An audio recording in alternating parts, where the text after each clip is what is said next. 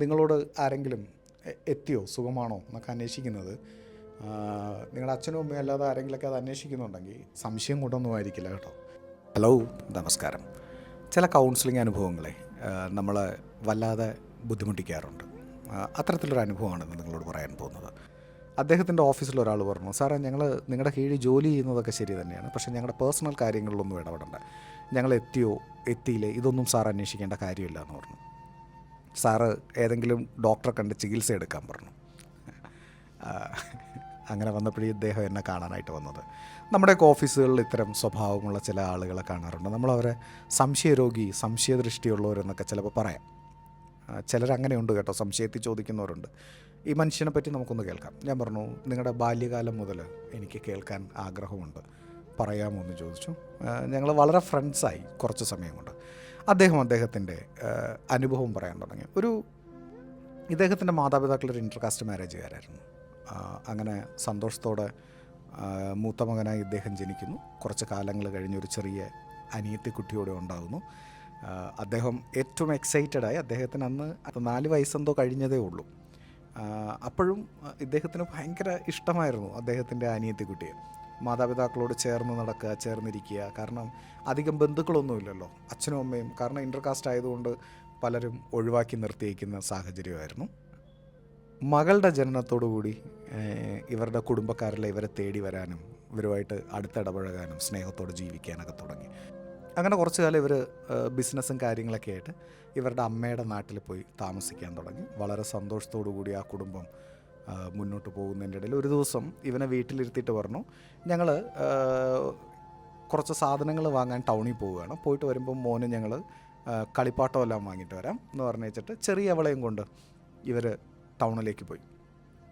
ഇപ്പോഴും ആ വ്യക്തി പറയുന്നുണ്ട്, അവർ ആ പടിയിറങ്ങി പോകുന്ന സീനെല്ലാം ആ വ്യക്തിക്ക് നല്ല വ്യക്തമായ ഓർമ്മയുണ്ട്.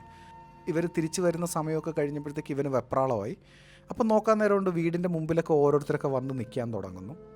എല്ലാവരും വന്ന് ഇവനെ ഒന്ന് നോക്കും, എല്ലാവരും ചിരിക്കും. ഇവൻ്റെ തലയിലൊക്കെ തടവിയിട്ട് അവർ മുന്നോട്ട് ഓരോ കാര്യങ്ങളൊക്കെ സംസാരിക്കാൻ തുടങ്ങി. പെട്ടെന്നുണ്ട് ഇവൻ്റെ വീട്ടിലെ വല്യമ്മച്ചിയും അവൻ്റെ ബന്ധുക്കളൊക്കെ കരയുന്ന ഇവൻ കാണുന്നുണ്ട്. ഇവൻ ചെന്ന് ചോദിച്ചു, എന്താ സംഭവം എന്ന് ചോദിച്ചു. കാരണം കുഞ്ഞു കുട്ടിയാണ്, ഇവനും മനസ്സിലാകുന്നില്ല, എന്താണെന്ന് മനസ്സിലാകുന്നില്ല. എല്ലാവരും കരഞ്ഞു, ഇവനും നിലവിളിച്ച് കരയാൻ തുടങ്ങി കേട്ടോ. അപ്പോഴാണ് ഇവർ കാര്യങ്ങളൊക്കെ വീടിൻ്റെ ഫ്രണ്ടിൽ പന്തൽ വരാൻ തുടങ്ങി. പണ്ടത്തെ ഇരുമ്പിൻ്റെ കസേര, ചിലപ്പോൾ ഇപ്പോഴത്തെ ന്യൂജനൊന്നും അറിയാൻ ചാൻസ് ഇല്ല, മടക്കി വയ്ക്കുന്ന ഒരു ഇരുമ്പിൻ്റെ കസേര. അയാൾക്ക്, ഈ വ്യക്തിക്ക് നല്ല ഓർമ്മയുണ്ട് കേട്ടോ. വെള്ള കസേരകൾ, കുറച്ച് കസേരകളൊക്കെ ഇടുന്നു. പിന്നെ പന്തൽ വരുന്നു. പിന്നെ ഇതൊരു തമിഴ്നാട് ശൈലിയിലായതുകൊണ്ട് ജമക്കാളം പോലത്തെ സാധനമൊക്കെ വിരിക്കുന്നുണ്ട്. അങ്ങനെയൊക്കെ വിരിച്ചിട്ട് ആൾക്കാർ വരുന്നു. ഇച്ചിരി കഴിഞ്ഞ് ഇവൻ്റെ കരച്ചിലൊക്കെ മാറി, വരുന്ന എല്ലാവരുടെ അടുത്തും ഇവൻ ചിരിച്ച് കളിച്ച് നടക്കാൻ തുടങ്ങി. കാര്യങ്ങളൊക്കെ ഈ കുട്ടി ഈ തിരക്കിൻ്റെ ഇടയിലും ഇവൻ്റെ മാതാപിതാക്കളെയാണ് ഇവൻ ഇടയ്ക്കിടയ്ക്ക് പുറത്തു പോയി നോക്കും, അച്ഛനും അമ്മയും വരുന്നുണ്ടോ എന്ന്. ഇവനെ ഒത്തിരി നേരം കാത്തിരുന്നു. പിന്നെ എങ്ങനെ ഉറങ്ങിപ്പോയി. രാത്രി ഇരുണ്ട് വെളുത്ത് കുറേ സമയം കഴിഞ്ഞപ്പോഴത്തേക്ക് വീടിൻ്റെ മുമ്പിൽ പിന്നെ ആൾക്കാരുടെ എണ്ണമൊക്കെ കൂടി തുടങ്ങി. ഇവൻ്റെ വല്യമ്മച്ചിയും ആൾക്കാരൊക്കെ കരയുന്നത് ഇവൻ കണ്ടുകൊണ്ടിരിക്കുന്നു. പിറ്റേ ദിവസം നേരം വെളുത്തു.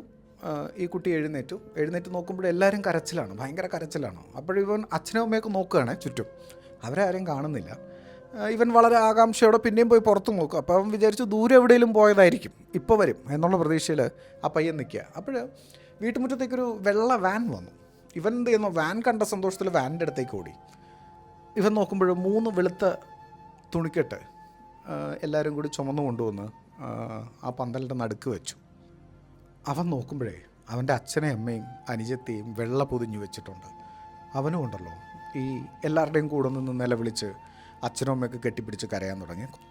കുറേ സമയം കഴിഞ്ഞ് ഇവരുടെ ചടങ്ങുകളായപ്പോൾ ഈ ബോഡി ഇവരെടുത്ത് ഇവരുടെ ശ്മശാനത്തിലേക്ക് യാത്രയായി.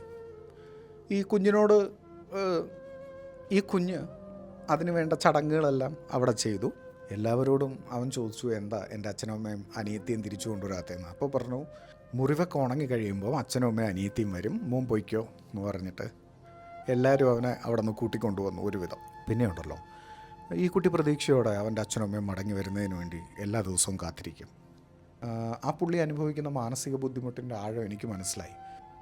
നിങ്ങളോട് ആരെങ്കിലും എത്തിയോ, സുഖമാണോ എന്നൊക്കെ അന്വേഷിക്കുന്നത്, നിങ്ങളുടെ അച്ഛനും അമ്മയും അല്ലാതെ ആരെങ്കിലുമൊക്കെ അത് അന്വേഷിക്കുന്നുണ്ടെങ്കിൽ സംശയം കൊണ്ടൊന്നും ആയിരിക്കില്ല കേട്ടോ. പുള്ളിയുടെ ഫുൾ അനുഭവം നമ്മൾ കേട്ട് കഴിഞ്ഞാലുണ്ടല്ലോ, നമ്മൾ ചിന്തിക്കും ഇത്രയും ഹാപ്പി ആയിട്ട് ഈ മനുഷ്യൻ എങ്ങനെ ജീവിക്കുന്നു എന്ന്.